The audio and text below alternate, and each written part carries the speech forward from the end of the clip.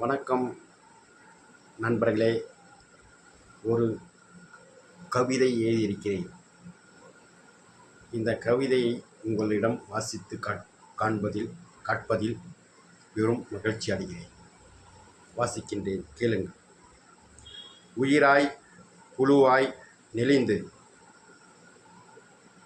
கருவாய் உருவாய் பிறந்து, காலால் கையால் தவழ்ந்து, தலையாய் தலை முடியாய் பெரிய மனிதனாய் வளர்ந்து, பெண் ஆசை மண் ஆசை பண ஆசை அடைந்து, கோபம் பாவம் சாபம் இவர்களை பெற்று, கை கால் தளர்ந்து, வயது முதிர்ந்து, தலைமுடி உதிர்ந்து, கண் பார்வை மறைந்து, உடல் விட்டு உயிர் பிரிந்து, சடலமாய் துருநாற்றும் அடித்து மறையும் மனிதா, இப்போது சொல், எது நிலையானது?